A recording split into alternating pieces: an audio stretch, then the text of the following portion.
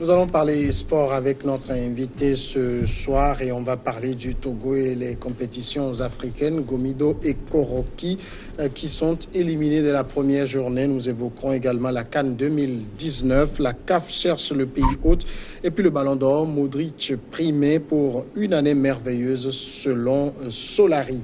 On va parler de ces trois sujets avec Armel Ouaba, consultant sportif. Bonsoir Armel. Bonsoir Samuel, bonsoir à tous ceux qui nous regardent. On commence d'abord par le Togo. Après l'élimination de Koroki, le dernier espoir du public sportif togolais s'est éteint le mercredi avec le triste sort réservé à Gomido par l'AS Coton du Tchad en match retour des préliminaires de la Coupe de Confédération africaine de football disputée au stade municipal de Lomé. Finalement, le Togo donc, ne participera pas à l'édition 2018-2019 des Coupes africaines, battues à l'aller par 2-1. Gomido et ses Showboys ne pourront plus poursuivre l'aventure. Armel Ouaba, ces deux équipes-là en compétition continentale, qu'est-ce qui n'a pas marché? Qu'est-ce qui a fait fauter ces deux équipes?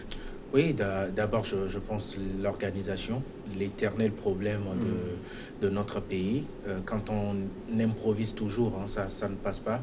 Le football d'aujourd'hui, ce n'est plus de l'improvisation. Il faut tout planifier à l'avance, mais on se rend compte que et les dirigeants des différents clubs cités et la Fédération togolaise de football font toujours dans l'improvisation. Maintenant, il y a aussi la part de responsabilité des coachs qui n'ont pas été tout simplement à la hauteur, niveau technique, niveau tactique, au niveau des changements. On a vu des équipes complètement malmenées au niveau de l'effectif. À un moment, on ne savait plus trop ce que les coachs voulaient mettre en place sur le terrain. Et puis, on a quand même pour nos équipes la gestion même des matchs. Parce que quand on se rend compte que Gomido et Koroki encaissent en toute fin de match ou en début de match, ça veut dire qu'il y a un véritable problème dans nos clubs. Il faut laisser un autre discours aux joueurs, histoire de les garder tout vigilants pendant toutes les rencontres. Eh bien, les problèmes sont légion en réalité, Samuel, mais je dirais que ce sont les principaux. Est-ce que ça veut dire que ces deux équipes, Gomido et Koroki, n'étaient d'abord pas préparées à cette rencontre? Oui. Et ils n'étaient pas préparés parce que ne serait-ce que la gestion au niveau de ces clubs-là, parce que Koroki a eu à terminer la saison précédente avec un coach. Ensuite, il y a eu chamboulement, il est parti. Il y a Adam Fazazi qui est venu aussitôt reparti.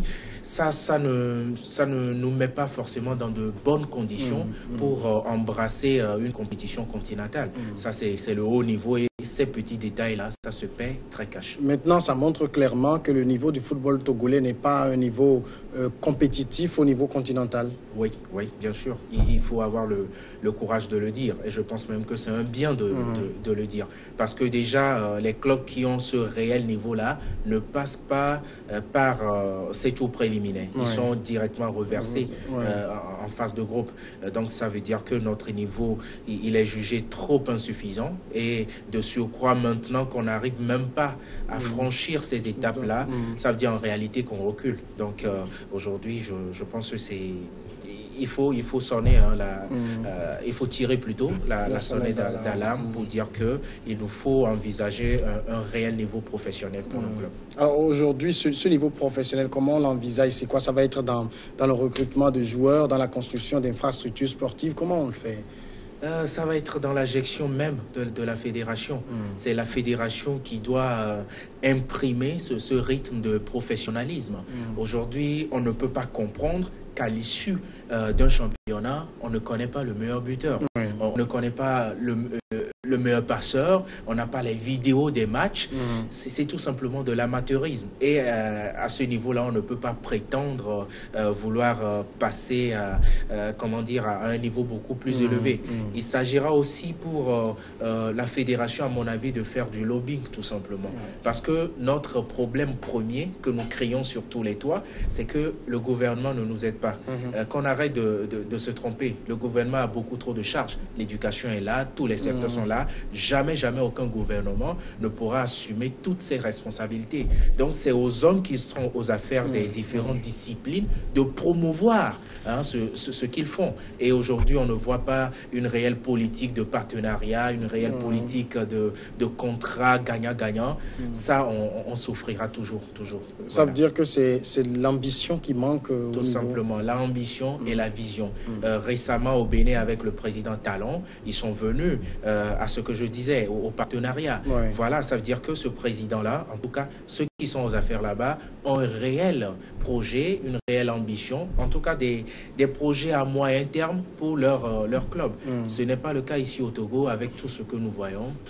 Ça n'affiche pas un lendemain meilleur. En rencontre continentale, on voit les clubs togolais ne s'en sortent pas trop bien. Ça, c'est pour être gentil. Quel avenir, finalement, pour le football continental, pour les clubs togolais? Ah oui, j'avoue que je suis consultant, mais je ne sais pas quoi répondre. Quel avenir? On n'en a pas. En tout cas, si on continue comme ça, on n'en a pas. Très franchement. Parce qu'aujourd'hui, que ce soit au niveau des joueurs, au niveau des entraîneurs, rien n'est pris au sérieux. Quand on donne de maigres conditions à un entraîneur, ne lui demandez pas de faire des miracles. Quand on laisse tantôt les joueurs pour 6 mois, tantôt pour 1 an, et que c'est à la veille d'une compétition que rapidement on les regroupe, on ne peut pas espérer mieux. Donc, pour le moment, sur cette allure-là, on n'a pas un avenir. Alors, ce qui veut dire que le football togolais n'est pas vraiment par rapport, par exemple, parce que vous avez dit que quand on a un certain niveau, on ne passe pas par ces rencontres préliminaires. Mais alors, ça veut dire que toutes les équipes qui sont passées par là ne sont pas si différentes les unes des autres, c'est ça? Oui, bien sûr. En tout cas, la seule chose qu'elles plutôt ont en commun, c'est qu'elles ont le même niveau. Voilà, tout simplement. Tous ceux qui ne jouent pas ces tours préliminaires-là sont censés, par la CAF, être d'un niveau supérieur. Voilà. Maintenant, quand on rencontre des équipes dont on est supposé avoir le même niveau, finalement, sur le terrain, quoi, c'est l'autre qui est beaucoup plus réaliste, beaucoup plus pragmatique, ou comment? Oui, le football, ce n'est pas forcément celui qui gagne, celui qui est plus fort, qui gagne. Il y a de ces coups de génie-là, mais non, le football, quand même, a cessé d'être, une science exacte depuis longtemps. Mais quoi qu'il arrive, le football aujourd'hui, c'est des projets. C'est des projets à moyen terme tout au moins. Parce qu'une équipe peut poursuivre une compétition durant peut-être 5 ans avant d'atteindre la finale et peut-être de remporter cela. D'où la nécessité pour nous de se réveiller le plus tôt possible pour essayer un jour ne plus jouer ces tours préliminaires-là, parce que c'est des tours qui nous épuisent aussi. Même si on arrivait à s'en sortir, déjà on est épuisé financièrement, on est épuisé au niveau des joueurs, parce que physiquement on fait beaucoup plus de matchs, et quand on est reversé dans les groupes, ça se ressent après. Donc c'est à nous d'élever le niveau pour éviter ces tours préliminaires-là. On va passer au second sujet, c'est la Coupe d'Afrique des Nations. Là, c'est la CAF qui cherche un pays hôte. Le dossier le plus urgent de la CAF à l'heure actuelle, c'est de trouver le remplaçant du Cameroun pour la CAN 2019. CAN à 24 équipes, c'est la première fois, programmée du 15 juin au 13 juillet prochain. Le Maroc semble s'imposer comme le recours le plus crédible grâce à un niveau d'infrastructure sportive et hôtelier conforme aux besoins du nouveau format de la compétition. Mais l'Afrique du Sud est également véritablement convoitée parce que le pays a déjà accueilli une CAN dans le passé. Armel Ouaba, d'abord, avant de dessaisir le Cameroun de l'organisation de la CAN 2019, est-ce que la CAF n'aurait pas dû avoir son plan B en main d'abord? Oh non, je pense que la CAF a déjà son plan B. Forcément, si un pays n'était pas envisagé en remplacement du Cameroun, on n'aurait pas dessaisi le Cameroun. Et puis de toute façon, comme tu l'as si bien notifié dans l'introduction, ce ne sont pas les pays qui manquent. Aujourd'hui, l'Afrique du Sud, c'est l'éternel client qui est là pour remplacer. Et puis le Maroc qui, quand même, par rapport à sa politique d'accueillir la Coupe du Monde 2022, a tout préparé. Donc les infrastructures financières, voilà, enfin, qu'est-ce que je dis, les infrastructures au niveau des terrains, les moyens financiers, voilà, tout est réuni pour que aujourd'hui le Maroc puisse l'accueillir. Et je crois quand même que le Maroc est en pole position parce que l'Afrique du Sud, ça commence on commence à se lasser un peu, même si le pays dispose de tout, on commence à se lasser qu'à chaque temps, une compétition qui, au départ, n'est pas prévue en Afrique du Sud, ait lieu finalement en Afrique du Sud. On veut aussi tenter d'autres pays. Il y a même la Guinée équatoriale qui est aussi là, qui peut valablement remplacer l'Afrique du Sud ou encore le Gabon qu'on a vu récemment. Ça veut dire que c'est la CAF qui fait durer le suspense? Oui, je crois. C'est la CAF qui fait durer le suspense. D'ailleurs, je pense que les infos que nous avons eues ont prouvé qu'avant de dessaisir le Cameroun, Ahmad Ahmad, le président de la CAF, a eu déjà des discussions avec le royaume chérifien, avec notamment le roi Mohamed VI. Donc, ça veut dire que tout était déjà prévu. Hein. Maintenant, on fait durer le suspense peut-être, ou encore qu'il y a d'autres choses qu'on considère que nous ne savons pas encore. Mais de toute façon, je pense que le pays qui va remplacer le Cameroun, il est déjà bien là. Mais à 6 mois de la compétition, est-ce qu'il suffit simplement de dire à tel pays, bon, tu vas prendre la relève et puis c'est bon? Oh, oui. Je pense que ça dépend aussi du pays. Quand on prend le Maroc, par exemple, le Maroc était prêt pour accueillir une Coupe du Monde qui n'est pas à 24 équipes, mais à plus d'équipes que cela. Donc, ça veut dire que sur ce côté-là, le Maroc est prêt. Voilà, il n'y aura que de petits détails rapidement à régler.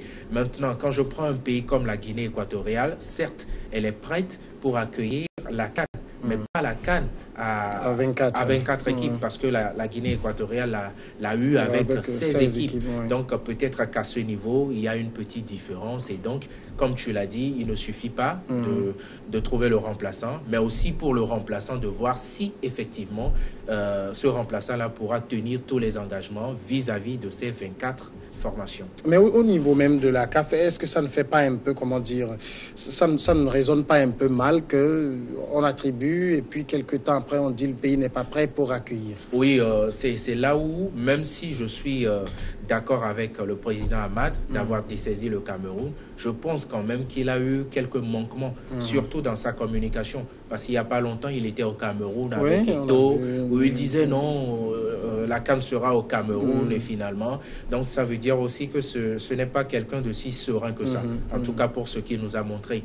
Donc je pense que si on savait que le Cameroun ne pouvait pas l'accueillir, il fallait tout simplement relativiser les choses, voilà, dans la communication. Et puis quand même, il faut dire qu'il y a une petite injustice, Samuel. Au départ, le Cameroun n'était pas censé accueillir 24 équipes, mais 16. Ça veut dire que Ahmad a changé les règles du jeu lorsque le jeu était déjà en cours. Donc, sur ce côté-là, je ne suis pas d'accord avec le Magache. Alors maintenant, la CAN 2019, bon, ça peut balloter entre l'Afrique du Sud et le Maroc. À 24, qu'est-ce qui change? À 24... il y a le niveau qui change. À 24, il y a le niveau qui change. Parce que à 16, c'est des formations beaucoup plus fortes au niveau du niveau de jeu. Mais à 24, oui, ce ne sont pas forcément le Cameroun, ce n'est pas forcément le Sénégal, mais c'est peut-être Madagascar, les îles Comores. C'est des exemples que je donne.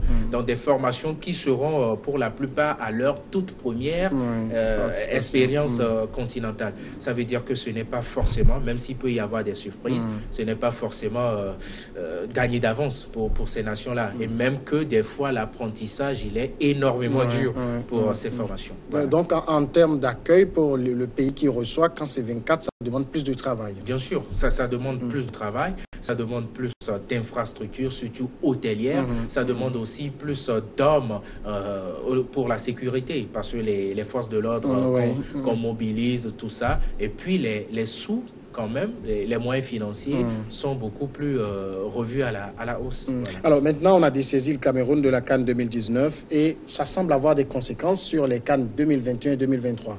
Oui, bien sûr, parce que le Cameroun aurait eu cette CAN que la suivante serait attribuée à la Côte d'Ivoire. Maintenant, on veut tout faire pour que quand même entre les deux qui vont suivre, le Cameroun puisse rapidement revenir. Parce qu'on se rend compte quand même que quel que soit ce que l'on dise, ce n'est pas forcément bien accueilli, même au niveau continental, que le Cameroun soit dessaisi. Donc on veut tout rapidement attribuer une autre CAN au Cameroun, surtout que déjà, le Cameroun a quand même construit pas mal de terrains déjà, et on sait que ce n'est pas le championnat qui va remplir ces terrains-là. Donc il va falloir un tout petit peu, je dirais, dédommager le Cameroun. Est-ce que ça fait du sérieux tout cela? Pas trop. Franchement, il n'y a qu'en Afrique qu'on peut trouver ce genre de scénario, de cirque. Mais je pense quand même que dans la gestion d'Amad Amad, il y a quand même du sérieux. Et puis surtout, il y a le courage. Oui, si le Cameroun n'est pas prêt, il faut rapidement lui prendre la CAN. Parce que le pays n'est pas prêt, il n'est pas prêt. On ne va pas quand même jouer dans des stades qui ne sont pas...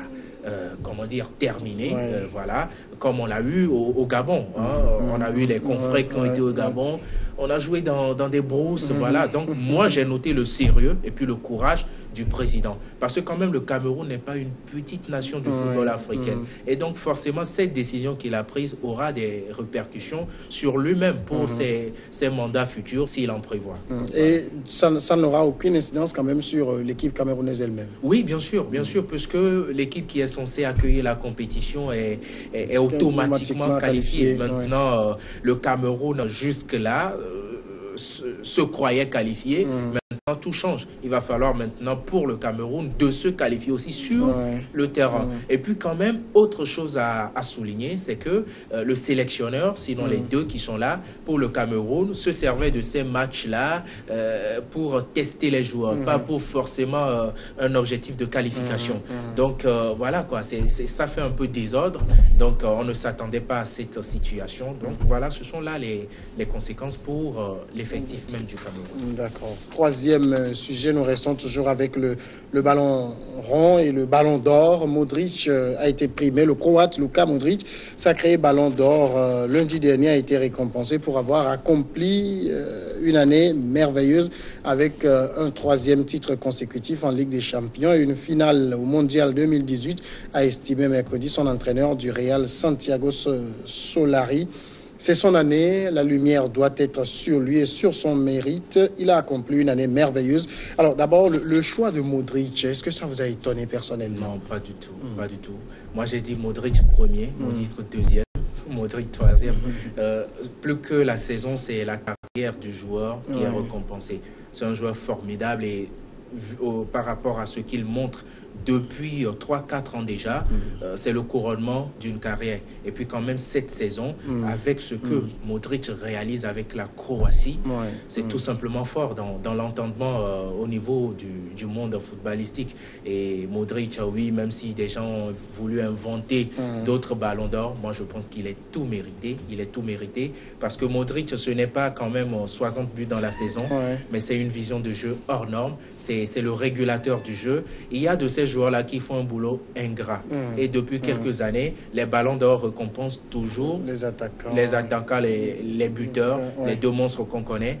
Mais il y a d'autres joueurs qui sont tout autant importants pour moi. Parce que quand même, Modric, c'est celui qui vient défendre, c'est celui qui dicte le jeu. Ça aussi, c'est très important dans le football. Alors, et à un moment, le monde du football a oublié cela. Voilà. Qu'est-ce qui entre en compte même pour la désignation du ballon d'or? C'est les performances en club, en équipe nationale?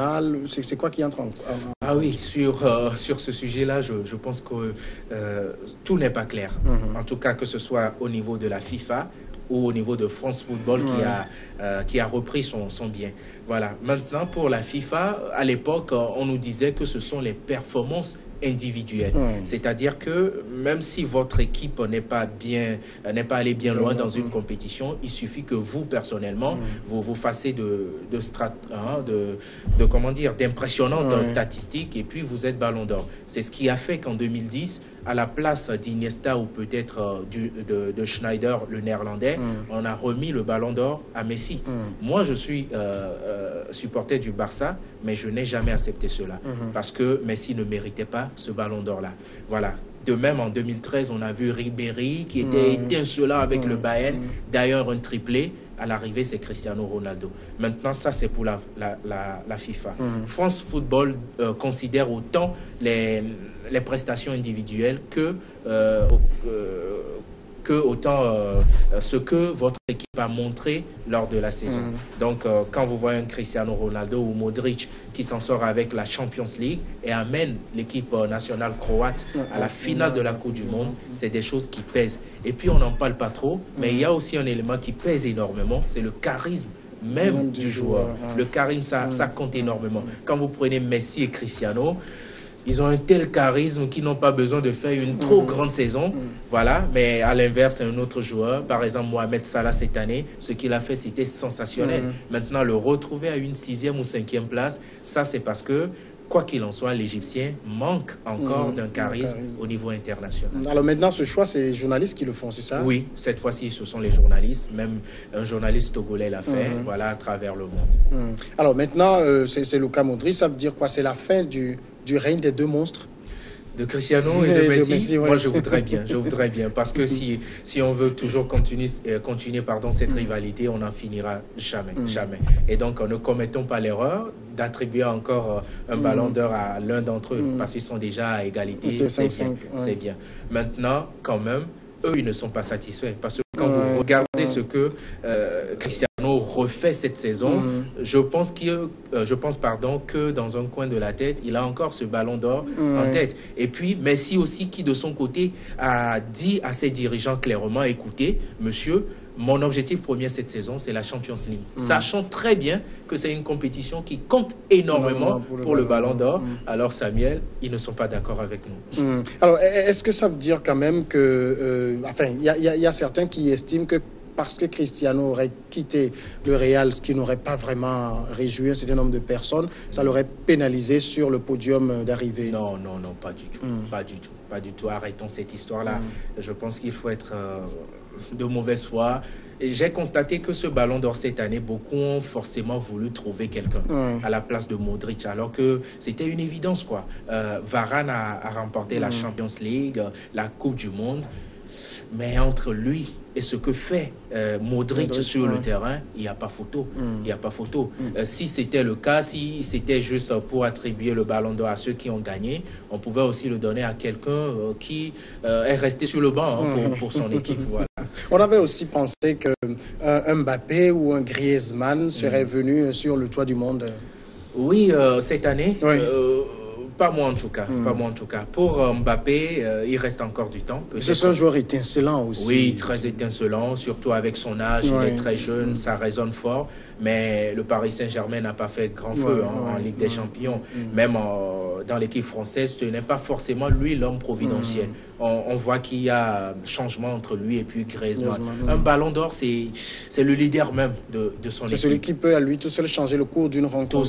Tout simplement. C'est lui, quoi. C'est-à-dire qu'il y a quand même de très très bons joueurs qui jouent aussi des rôles importants, mais lui, il est quasiment indispensable. C'est-à-dire que quand vous sortez ce joueur-là de l'effectif, l'effectif ne pèse plus bien lourd. Voilà. Alors, est-ce que Luka Modric a de l'avenir selon vous? Parce qu'il y a son âge aussi. Oui, je pense quand même qu'il est en fin de cycle. Luka Modric, il a 33 ans, il n'est plus tout jeune. D'ailleurs, son choix, en tout cas sa réclamation de rejoindre l'Inter lors de la pré-saison, à mon avis, en dit long. Parce que les exigences ne sont plus forcément les mêmes. C'est plus la fin de carrière qu'il envisage maintenant. Peut-être il a encore une année, 2 années, mais Luka Modric, c'est clairement vers la fin. Et il a fini très bien. Mais ça va être son unique, selon vous? Son unique ballon d'or? Oui, bien sûr. On ne reviendra pas l'année prochaine et reciter Luka Modric, je ne suis pas sûr. Mais quand même, Samuel, si tu permets, on en parle, mais il faut quand même le préciser aussi pour ceux qui nous regardent. On parle aujourd'hui de Luka Modric, de Cristiano, de ces garçons-là qui sont milliardaires, mais on oublie qu'ils ont eu des histoires douloureuses. Luka Modric a vu son grand-père tué en face de lui lors de la guerre entre la Croatie et puis la Serbie. Voilà. C'est même dans les champs de bombardement qu'il prenait son ballon et allait aux entraînements. Ça veut dire que ces garçons-là que nous voyons aujourd'hui sont des gens qui sont passés par des moments extrêmement difficiles. Mais le mental est tout ce qui fait la différence. Et donc, pour ceux qui nous regardent aussi, quel que soit le rêve, il faut y croire très, très fort. Armel Ouaba, merci d'être passé répondre à nos questions. Je suis ravi. consultant sportif. Maintenant, c'est la pause et après, on passe à regard croisé.